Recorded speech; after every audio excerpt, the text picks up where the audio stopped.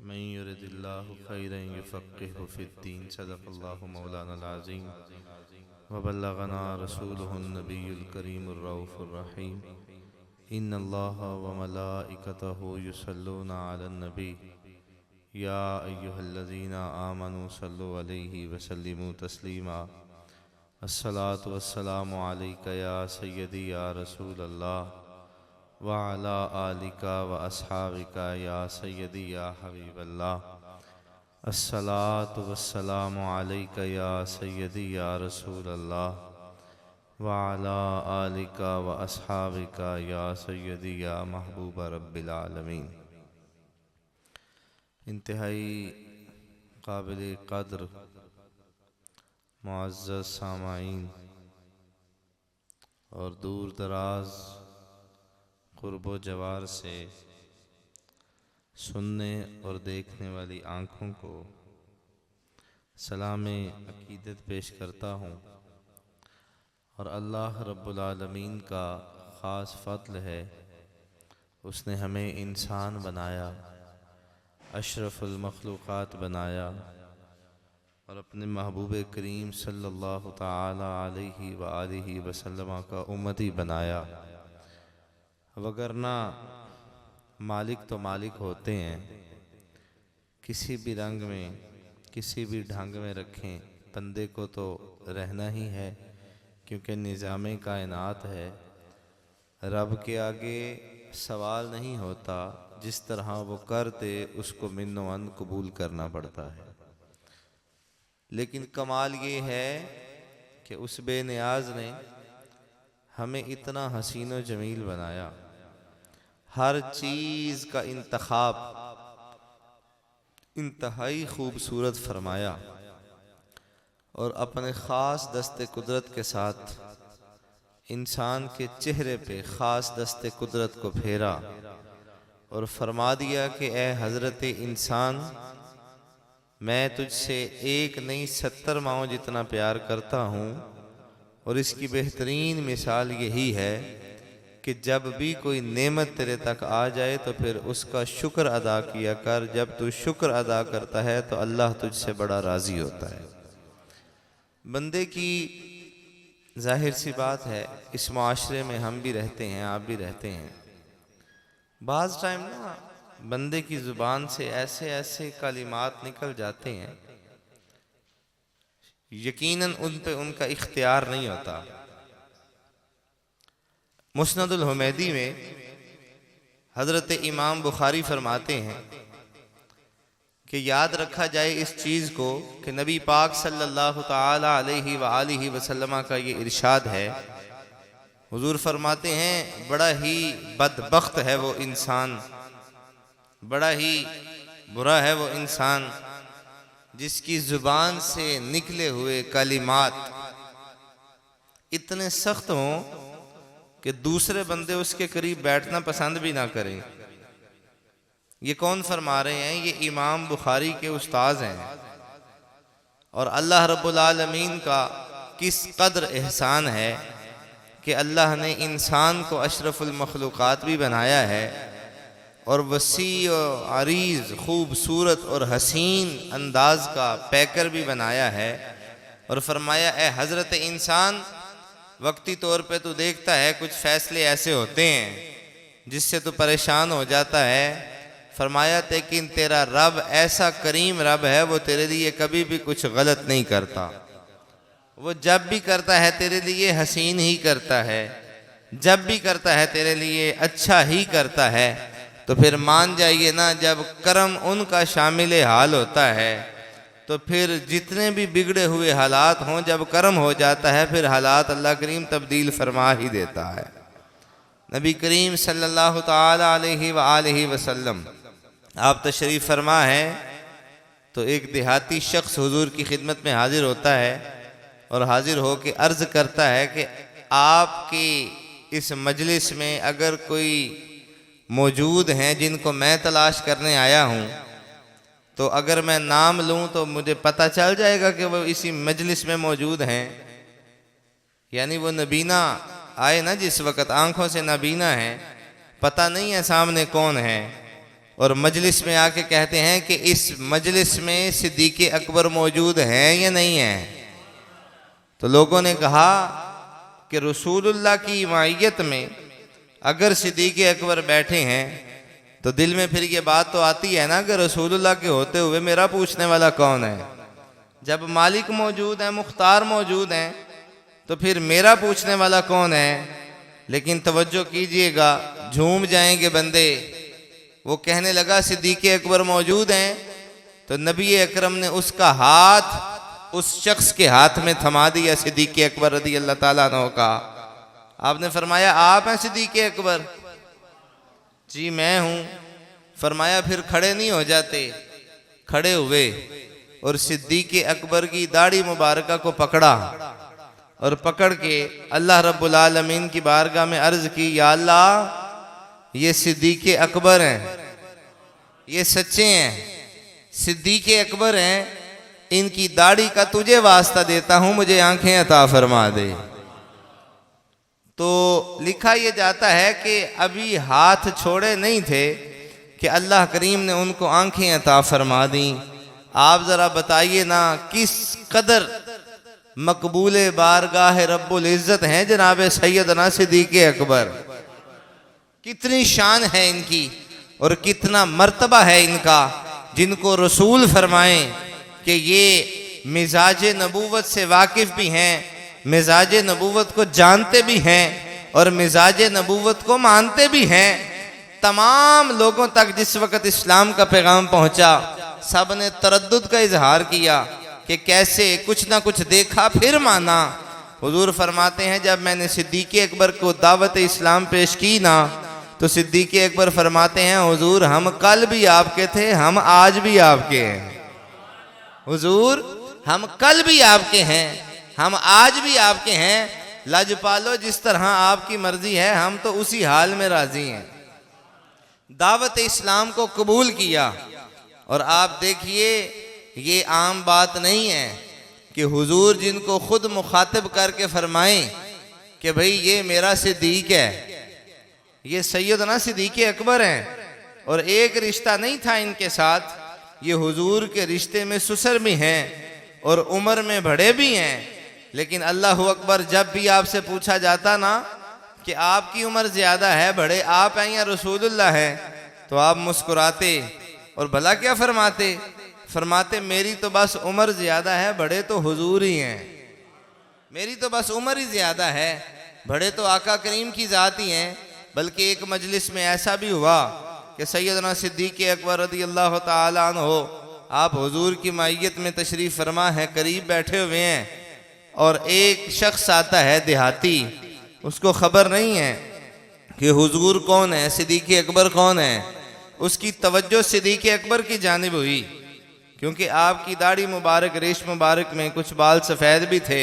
उसने कहा यकीनन ये हुजूर है, पता नहीं था। तो जब ऐसा अमल देखा तो सिद्दीक़ अकबर ने अपनी पगड़ी उतारी। रिवायात दो हैं, एक में पगड़ी है, एक में रुमाल है। उतार के हुजूर के करीब हुए और कदमों को साफ करने लग गए और फरमा दिया कि आका ये हैं, गुलाम हम हैं। आका ये हैं, गुलाम हम हैं। ख्वाजा साहब ने यहाँ पे कहा था ना, फरमाते हैं ए तन मेरा कंगी होवे, ए तन मेरा कंगी होवे ते मैं जुल्फ हजूर दी वावा।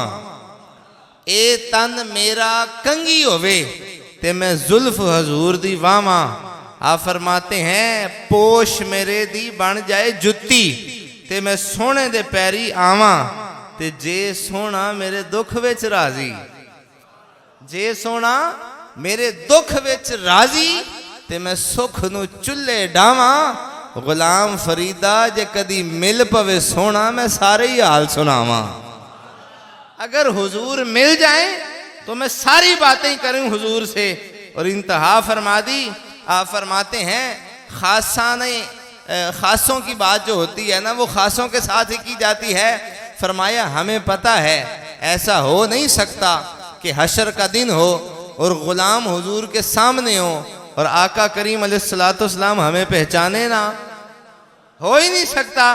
फरमाया जो दुरूद पढ़ने वाले होंगे इनके चेहरे बताएंगे कि हम ही मिलाद वाले हैं, हम ही हुजूर वाले हैं। वो खूब किसी ने कहा था कि नूर आंखों में तो चेहरों पे उजाले होंगे, नूर आंखों में तो चेहरों पे उजाले होंगे, मुस्तफ़ा वालों के अंदाज निराले होंगे। ये तो बात है, ये जिन पे नजर करम हो जाती है ना, फिर वो कभी भी सार नहीं उठाते। और मैं इसकी मिसाल आपको दूं ना, आप ये जहन नशीन कर लें और मेरी इस बात को बगौर सुनिएगा, यकीनन आपको फायदा होगा। आप कभी पहाड़ी साइड पे गए हों तो आप देख लीजिए, जिस वक्त बंदा किसी पहाड़ी की तरफ चढ़ता है, ऊंचाई की तरफ, तो उसकी पोजीशन क्या होती है? वो थोड़ा सा झुका हुआ होता है और आहिस्ता आहिस्ता ऊपर चढ़ रहा होता है। इसी तरह ही है ना। और जिस वक्त पहाड़ी से नीचा उतरता है तो उस वक्त पोजीशन थोड़ी सी यूं होती है, थोड़ी सी अकड़ आ जाती है, फिर बंदा आराम आराम से नीचे उतरता है। इस तरह है कि नहीं है? बोले इसी तरह ही है ना।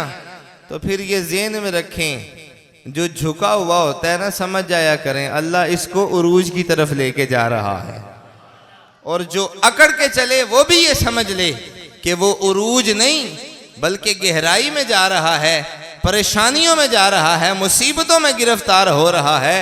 और भाई जो भरा हुआ होता है ना, उसकी आवाज नहीं होती, आवाज हमेशा खाली की होती है। आज पल्ले भी कुछ नहीं और बातें लोग इतनी इतनी बड़ी कर रहे हैं, बंदा हैरान हो जाता है। और शुक्र करो तुम हुजूर की उम्मत में आ गए हो, कसम बखुदा शुक्र करो कि तुम्हें आमीना के लाल ने अपनी उम्मत में कबूल फरमा लिया है। तेरा तो कौलो फेल ऐसा होना चाहिए था कि तेरे एक एक कदम से पता चलता वो देखो आमीना के लाल का गुलाम आ रहा है। लेकिन तुझे हुआ क्या? तू बिल्कुल तालीमात से गाफिल हो गया। नबी पाक सल्लल्लाहु ताला अलैहि वसल्लम फरमाते हैं, रास्ते से पत्थर हटा देना, रास्ता साफ कर देना, ये भी सदका जारिया है। सदका जारिया है ना। कितना हसीन दीन है, कितना सोना दीन है, जिसमें पत्थर हटाने का भी अजर है। लेकिन इसका पसे मंजर भी देखा करो, जो रुकावट को दूर करे उसका ये आलम है, और जो रुकावट डाले उसका क्या आलम होगा। नबी पाक फरमाया ना, मोमिन है ही वो जिसकी जुबान से, हाथ से, आंख से, हर अमल से दूसरा मोमिन महफूज हो। और अगर हुकूक की बात की जाए तो नबी पाक ने फरमाया कि अपनी सफ़ों में अपने नमाजी भाइयों को तलाश किया करो। अगर कोई आपका नमाजी भाई नहीं है तो हुजूर पाक सल्लल्लाहु अलैहि वसल्लम का तरीका कार ये था कि नबी पाक सल्लल्लाहु अलैहि वसल्लम पूछते कि फलां सहाबी क्यों नहीं है, फलां गुलाम क्यों नहीं है, तो कहा जाता हुजूर पता नहीं। तो आमीना के लाल फरमाते, अच्छा इस तरह करो, नमाज के बाद उसके घर चलते हैं, उसकी तबीयत का पता करते हैं कि उसकी तबीयत कैसी है, परेशान है, बीमार है, आज वो जमात में क्यों नहीं आया। ये दीन का हुस्न है। लेकिन हम यहाँ पे और हम तो अपनों को पूछे हुए बड़ी बड़ी मुद्दत गुजार देते हैं, है कि नहीं? इस तरह हम लोगों ने मुस्कुराना छोड़ दिया। हम लोगों ने अपने माथे पे एक ऐसी चीज को सजा लिया जिसको सालिहीन, कामिलीन, नेक बुजुर्ग फरमा के कि ये तकब्बुर की अलामत है। इस चीज को आप देख लें। और जिन्होंने सर को झुका लिया है ना, फिर अल्लाह करीम किसी और के आगे उनका सर कभी झुकने नहीं देता। वो फरमाते हैं कि एक मर्तबा मेरी तरफ आ तो सही ना, एक कदम मेरी तरफ बढ़ा तो सही ना, फिर देख मैं तेरा मालिक हूं, तुझे कैसे रंग लगाता हूं। नबी पाक तशरीफ फरमा है तो एक सहाबी हुजूर की मजलिस में आते हैं, हाजिर होते हैं और हाजिर हो के अर्ज करते हैं, या रसूल अल्लाह फिदा का अबी व उम्मी। यानी सहाबा का ये तकिया कलाम था। जब भी हुजूर की बारगाह में आते तो ये फरमाते, या रसूल अल्लाह आपके कदमों पे हमारे माँ बाप कुर्बान, आपके कदमों पे हमारे माँ बाप कुर्बान। तो नबी पाक इससे राहत महसूस फरमाते और कहते कि सहाबा तुम्हारा जज्बा और तुम्हारा प्यार और तुम्हारी मोहब्बत ऐसी है कि इससे पहले कभी इस तरह का मंजर किसी और ने नहीं देखा। और आपको अगर वो याद हो फतह मक्का का दिन, तो वो एक शख्स को भेजा था ना जो बड़ा सियाना था कबीले से, गालिबन उर्वा बिन सकफी नाम था उसका। उसने कहा जाओ देखो फलां फलां इलाके से हुजूर और उनके सहाब आ रहे हैं और हम तो जंग की पोजीशन में, और हमें पता भी ये चला है कि वो जंग करने आ रहे हैं। बड़े बड़े बंदे गए और जिस वक्त ये गए ना उर्वा बिन सकफी, इन्होंने आके एक ही बात की। उन्होंने कहा सुनो, मैंने मिस्र और फारिस के बड़े बड़े बादशाहों को देखा है, बड़े बड़े बादशाहों को देखा है, लेकिन खुदा की कसम जितना प्रोटोकॉल मैंने आमिना के लाल का देखा है मैंने किसी का देखा ही नहीं है। या मुस्तफ़ा खैरुल वरा, तेरे जया कोई नहीं, किन्नू कमा तेरे जया आका, तेरे जया तो कोई भी नहीं। और हद फरमा दी, फरमाया मैंने देखा है उनको, अगर मोहम्मद वजू फरमाते हैं, वजू करते हैं हुजूर, तो उनके चाहने वाले ऐसे हैं कि वो एक कतरा भी जमीन पे नहीं गिरने देते। और अगर हुजूर लुआब कहीं जिस वक्त वजू के दौरान लुआब दहन फेंकते हैं तो सहाबा आगे हाथ कर लेते हैं, मल के चेहरे पे मलते हैं। फरमाया जितना मोहब्बत जितना प्यार मैंने उनके खुद्दाम को देखा है, तुमको तंबी कर रहा हूं कहीं उनके साथ उलझ ना जाना, कहीं उनके साथ उलझ ना जाना। वो तो वही हैं, अगर मैं अपने अंदाज से कहूं तो दुरुस्त होगा। मैं ये कहा करता हूं जहां तक खुदा की खुदाई है वहां तक मुस्तफ़ा की मुस्तफ़ाई है, जहां तक खुदा की खुदाई है वहां तक मुस्तफ़ा की मुस्तफ़ाई है। और हम तो ये कहा करते हैं अक्सरियत से, वो खूब किसी ने कहा था, साहब फरमाते हैं कि वो जिसके लिए महफिले कौनैन सजी है, वो जिसके लिए महफिले कौनैन सजी है, वो कोई और नहीं, वो मेरा नबी मेरा नबी मेरा नबी है। कायनात सजा दी गई। और आप नबी पाक का ये फरमान सुने ना जो हदीस कुदसी है, लौला का लमा अज़हरतुर रबूबिया। उस सोने अगर हमने आपको ना बनाना होता, अगर हमने आपको ना बनाना होता तो हम अपना रब होना भी कभी जाहिर ना करते। हम तो यही कहा करते हैं या रसूल अल्लाह हम आपकी उम्मत में आ गए, हमारे लिए तो यही बड़ी बात। वो किसी ने खूब कहा था, कदमों में बुला लीजिए, कदमों में बुला लीजिए या नबी मदीने में।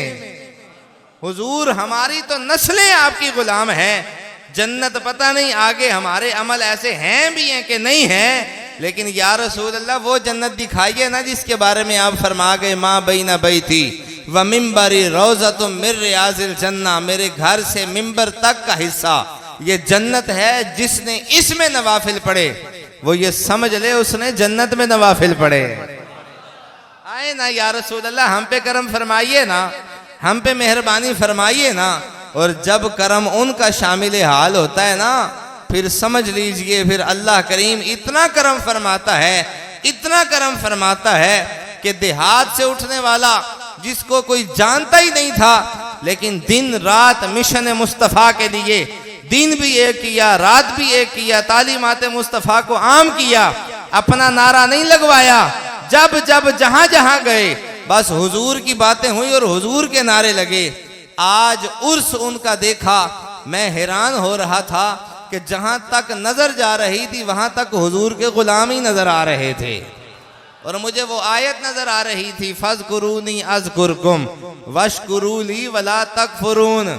जमाने में भलाई चाहते हो ना तो फिर जिक्र करो उनका, वो तुम्हारा चर्चा खुद ही फरमा देगा। वो क्या किसी ने कहा था, फरमाते हैं ना कि चंगियां दी सोबत एवें जिवें वांग दुकान अतारा। बोले ना आप सारे, चंगियां दी सोबत एवें जिवें वांग दुकान अतारा, सौदा पावे मुल ना लइए हुले आन हजारा। फरमाया अच्छों की सोबत ही ऐसी है कि बंदा इनके करीब बैठ जाए अल्लाह उनको इनाम याफ्ता बना देता है, और इनका अपना आलम कितना हसीन और आला होगा।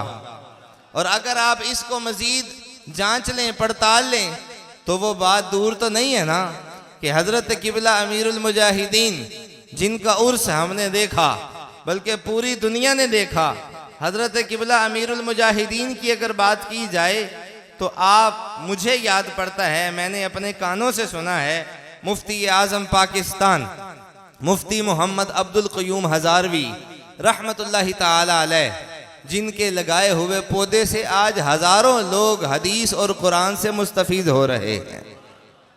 उनके इदारे में आप पढ़ाते और आपसे किसी ने कहा कि हज़रत आप थोड़ी सी नरमी करें, आप थोड़ा सा नरम गोशा रखा करें ना, आपकी गुफ्तगू में सख्ती बड़ी है। आप फरमाते हैं मेरी तो गाली कोई नहीं, मेरी तो बात ही कोई नहीं, मुझे लोग गालियां दे जो मर्जी कहें मुझे परवाह नहीं, लेकिन हुजूर के बारे में किसी बात किसी ने कर दी तो फिर खादम रज़वी से अच्छी उम्मीद ना रखना, फिर हमसे अच्छी उम्मीद ना रखना, क्योंकि हम ही वो हैं, हम ही वो हैं वो कि जिनके बारे में कहा था कि हर कोई फिदा है बिन देखे, और वो कौम मर मिट ही जाएगी जिनके होते हुए उनके नबी के बारे में गुस्ताखी और वो चुप हो जाए। नहीं, हमने देखा पंजाब असम्बली हो या फैजाबाद हो, अकेला चलता था, पूरी दुनिया को हिला के रख देता था, चलता अकेला था। और किसी ने खूब कहा था, वो एक शायर हैं इंडिया के, उन्होंने इन पे बाकायदा तौर पे लिखा और फरमाते हैं दीवाने की दीवानगी को कब कोई समझता है। आप जरा समझिएगा इस जुमले को, फरमाते हैं दीवाने की दीवानगी को कब कोई समझता है, दीवाना रहता है अकेला। आप तवज्जो कीजिएगा, बारीक बात है, दीवाना रहता है अकेला और लगा रहता है मेला।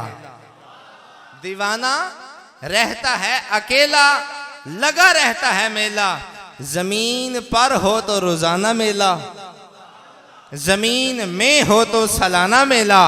ना यहाँ अकेला ना वहां अकेला, ना यहाँ अकेला ना वहां अकेला। सुभान अल्लाह कहें, फिर कुरान पढ़ें अल्लाह का, इस तरह नहीं बा आवाज़े बुलंद कहिए सुभान अल्लाह।